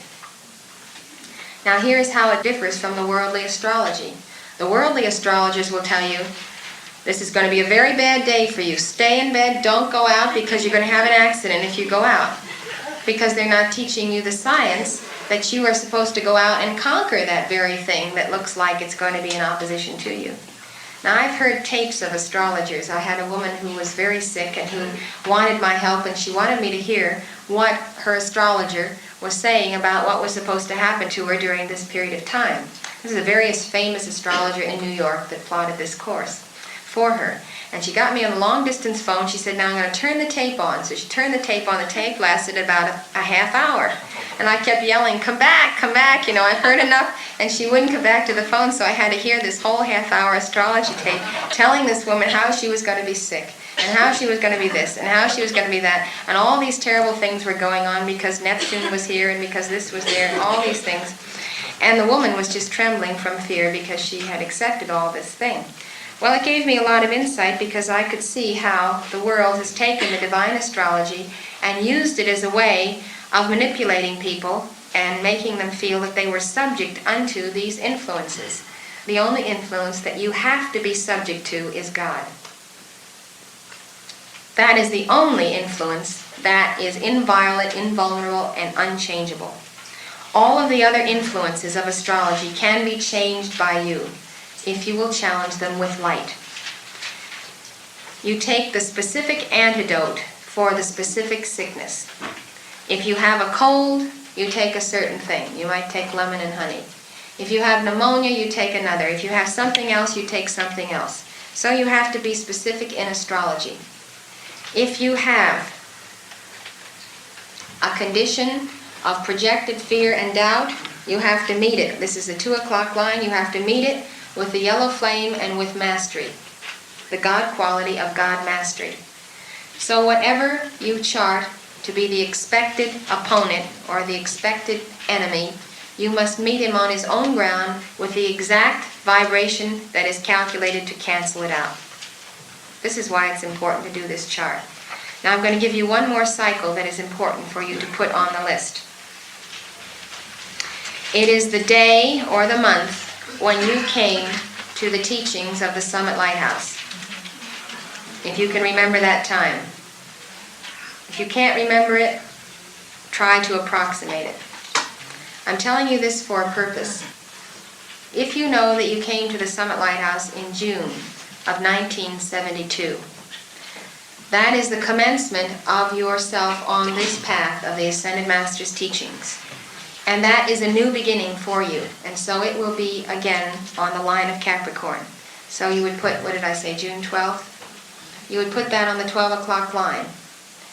Now this cycle will teach you how to anticipate the opposition to your evolution in the light, to your studies in the light. Now if you only know the year, say you remember you came into the work in 1965. Put 1965 on the 12 o'clock line, 1966 on the 1, 1967 on the 2 o'clock line. You see, you can make a chart by years as well as by months. You can chart yourself by years or by months or even by days. Say you want to do a novena to Mother Mary for supply. You're going to do this novena 33 days. The first day of your novena will be on the 12 o'clock line. The second day of your novena will be on the 1 o'clock line. Now you're having a daily cycle through the chart. And that daily cycle will tell you what you're going to have to face each day of your novena in terms of opposition. So the first day when you decree for supply, you're going to reverse the tide on all criticism, condemnation, and judgment and all witchcraft. The second day of your novena, you reverse the tide of all hatred, mild dislike, and all black magic. So you see, these cycles can be figured out on a daily, a weekly, a monthly, a yearly, or scale of decades, whatever you happen to be working with. Now, I gave you the monthly cycle for your birth year. I told you to put the birth date on the 12 o'clock line. Draw a whole new clock now, and put down the year you were born. Say you were born in 1940. Put 1940 on the 12 o'clock line. 1941 on the 1 o'clock line. 1942 on the 2 o'clock line. 1943. Will you do that now? If you're older than 12, you'll have to go around the clock a few more times. If you're 24 years old, you'll be back at 12 at age 24, and you plot your year. Now the reason for this is to tell you what the whole year, the whole birth year that you are in, what the test will be, the overall test of that total year. Now suppose you are 37 years old today. That puts you on your 1 o'clock line of your year. The The 1 o'clock line, then, of this entire year, you will have your opportunity to amplify the power of God love under the hierarchies of Aquarius with the assistance of Saint Germain. Now, within that opportunity, you have 12 months. Remember, your months always start at 12 o'clock. This is a different clock again. You go back, if you were born December 6th would still go on the 12 o'clock line. Within that year, you also have the opportunities that the planet has. Everybody has those in common. That's the first clock I gave you. Then within that year, you'll have the tests of the moon. Then you may have a whole nother chart that you would be using for your initiation into the light. You're coming into the Summit Lighthouse, or you're joining the staff of the Summit Lighthouse. The month and the date you would put on the 12 o'clock line. Now, the Masters El Morya and Saint Germain have told me personally that this science, as I am giving it to you, is necessary for your ascension. Do not have the mistaken idea that this is copied or derived from any other source. It is original, and it comes from the Masters to myself. Other people have fooled around and toyed with these concepts, but when they were given to the Summit Lighthouse, they were given directly from the Masters, and they were refined by the Masters. So if there's anyone in the room who thinks that this is borrowed material, let me tell you that all material is borrowed. The I am that I am came from Moses, and yet it is a basic tenet of our organization. But there's no truth that we use that is not given to us in an original format and in an original matrix for the use of the Summit Lighthouse activity. So let me relieve you of the thought that this is perhaps out of line with the Master's teaching. It is directly in line, and you will find great freedom through its use. Now, first of all, is there any question on what I have already said? Well, many of us have started on the Eastern Masters, Brahma Krishna and Yogananda and Vivekananda. So we've been interested in this Master teaching for many years. Right. So where does the time element come in? Well, the question is, if you've been studying the Master's teachings for years and years, where do you start plotting your course? I would suggest still that you start with when you came into the Summit teachings, because all that has gone before is preliminary to the great effulgence of light that the Masters are giving through the power of the spoken word. When you contact the spoken word, you get such an impetus that everything that has gone before you realize is prologue, because the spoken word is what is physical. And because there is such testing and opposition to remaining in an activity of such high light, I suggest you plot your graph beginning with the day you picked up a Summit leaflet, the day you got your first pearl. Whenever you can remember that the teachings hit you for the first time, that's your 12 o'clock cycle of beginning on the higher path of the ascension. Doesn't this same thing apply to any group that is applies to the Summit? I'm just showing you how to chart a cycle. You can use these cycles for the day you start a new job, the day you go on a vacation, the day you get a new idea for a new invention, because anything that begins is going to have to go through these 12 houses to be nourished and supplied with the energies of God in order to become physical.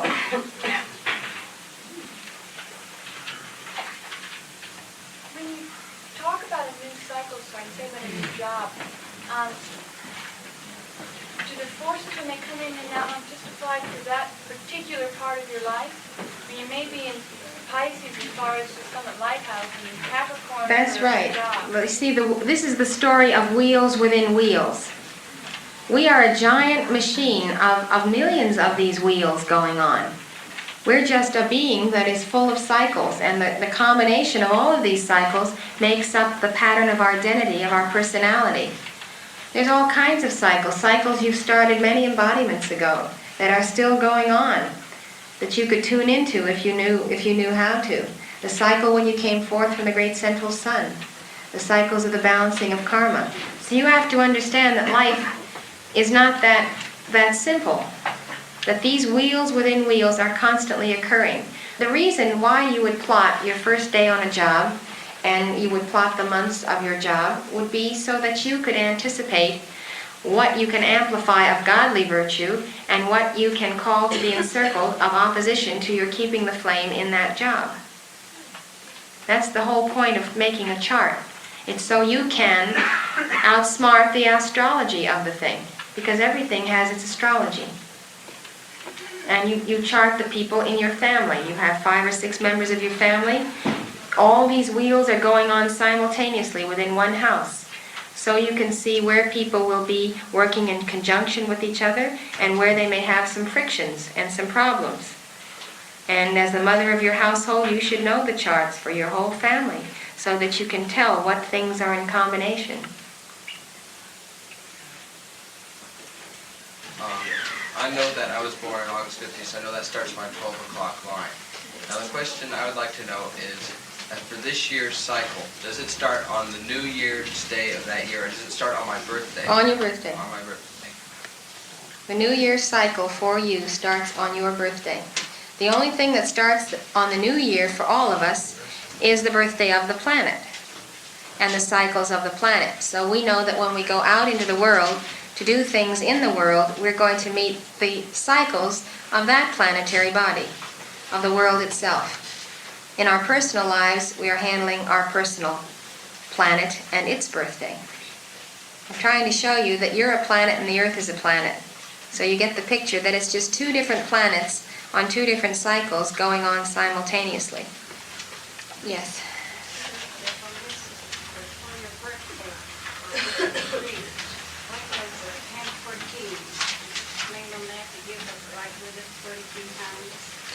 How you give the 1014 Astray decree for your birthday? 6 weeks before your birthday, it's a good idea to take the 1014 decree. The insert begins, lock your cosmic circle and sword of flame in, through, and around. So you're going to name the conditions that you want Astrea to encircle. These conditions will relate to the line of the year that you're on. If you are on a 1 o'clock year, and you're going to go into a 2 o'clock year. Say you're 37 and you're going to be 38. So you're in your 6-week cycle before your 38th birthday. The 38th birthday for everybody occurs on the 2 o'clock line. So 6 weeks before that birthday, you're going to handle the remnant of your 37th year, which is hatred, mild dislike, and black magic. And you'll handle also some of what is coming up in the new year. So you would concentrate on lines 1 and 2. Then you would realize that you also should be handling what is opposite your line, the 7. So you'd handle 1 and 7.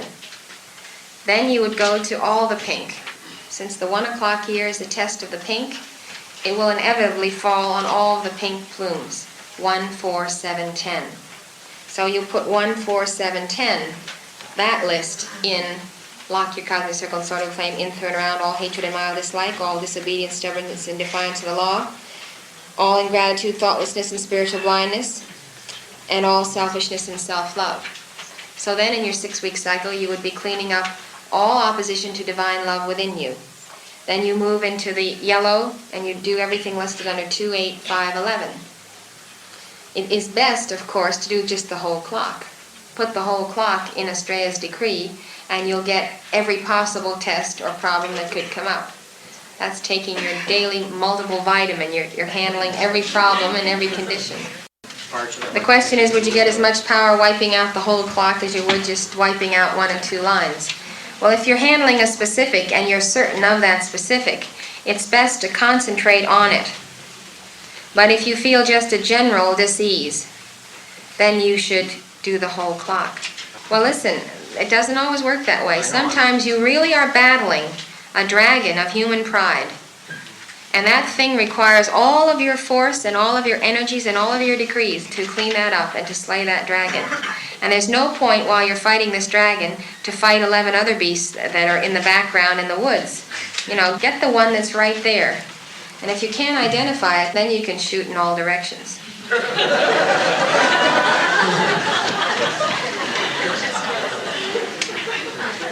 I know you'd like to simplify this whole thing. And there is great simplicity in love and great simplicity in the teaching. And that simplicity you had before this lecture. You just pick up your decree book, you turn to the blue section, you give your nice little blue decrees, and then you give your violet decrees, and you have a very nice decree session. That's fine. You can have a wonderful time and a great communion with God, and you can grow spiritually. But I'm giving you this lecture for the day and the hour and the time when you will decree your head off and you will not be able to get through something that is trying to hold you back. And when you come to that time, you'll say, now I'm going to look up my notes on the clock and I'm going to see what is bothering me, what is after me, what is trying to prevent me from going on. And then you'll be grateful for this higher math that we're doing today. And until you need it, you don't have to use it, because it's going to come knocking on your door. You'll find that you'll get so far on the path and you won't be able to advance unless you become more specific. Yes, say that we've discovered one particular dragon we want very much to slay, and we have, say, 2 hours a day to give the decree. In other words, we shouldn't... The question is, if you have a limited time period in which to decree, and you have a specific dragon which you know has to be slain, what is a formula you can use on it? I want to caution you about getting lost in the jungle of the science I've given you. It sounds very complicated and involved and something that you have to do. Now you have to step back from the blackboard and take a long distance view at it and realize that we go back to our basic premises, always, that God is the doer. And you can't sit and battle with forces as if you were the doer. You invoke the light, but you let God do the work. And therefore, you don't have to shout your head off all day long, feeling that you are having a personal fight. It seems that way, I know, but we have to lift ourselves above that concept. We have to get to the place where we can say, in the name of Almighty God, in the name of Saint Germain, I demand the binding of all forces of human pride, of all conceit, deceit, arrogance, and ego. That's the 3 o'clock line I've just cited. I demand the binding of those forces, and I turn them over to Helios and Vesta.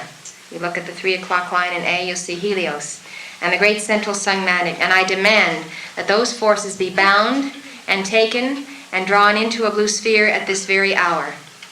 Now, that fiat, accompanied with decrees, will work wonders. And you have to trust that your call, however brief, is going to be answered at that moment. You must also remember that since karma is cyclic, that the energy which you are balancing is always the energy that has manifest up to that point in time. Now, because you are in a situation where you're handling, let's say, human pride, 5 minutes later, 2 hours later, there may be another accumulation.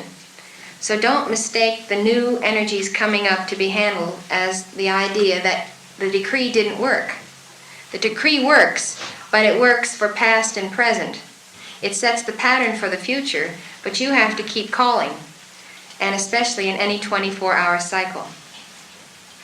Do you understand that? The main thing I want to tell you personally is not to get embroiled in a fight with the forces.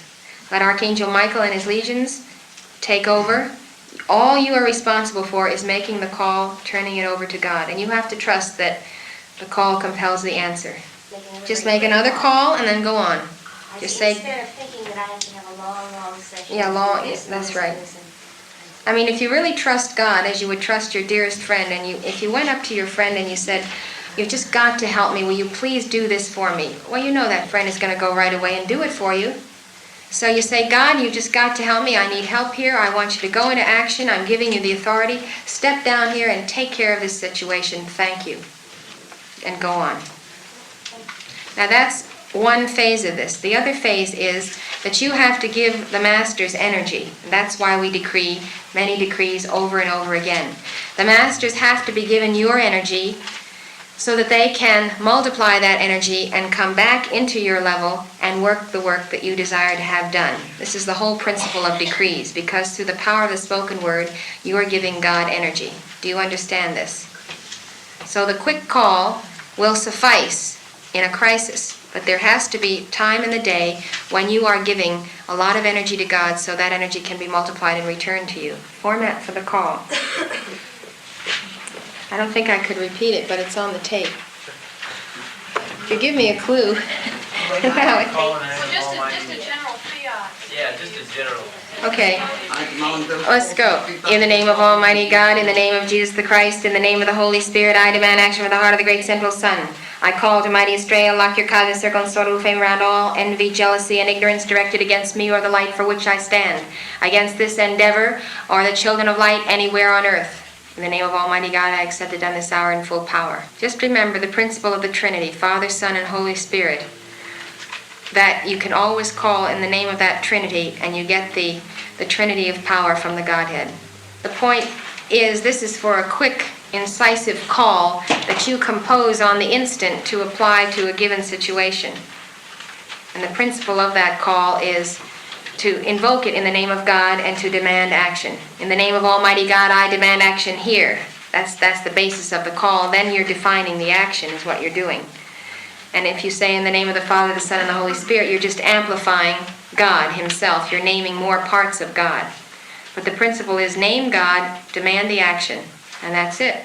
And you'll see that most of our decrees follow that same general outline. That's what a decree is. In a slim booklet, do we have slim booklets for sale at this class? The emergency? Did you read something? Yes, we The emergency? The emergency booklet. We have that. We have them here. Well, these emergency booklets really tell you how to work if you want to get them. We can have them at the door as you go out. That's a very important book to pick up. It gives you an awful lot of information as to how to compose a decree. I would like to have a report from Mark as to when he wishes to give his lecture. Can someone get that for me? Thank you. You had your hand up. Is it Rocco? Yeah, when you don't know what action to call for, it might be right to just call for the right action. When you don't know what action to call for, Rocco is asking, what shall we call for? You say, in the name of Almighty God, I demand that the will of God go into effect here. Call for the will of God, that fantastic will of God. It balances everything.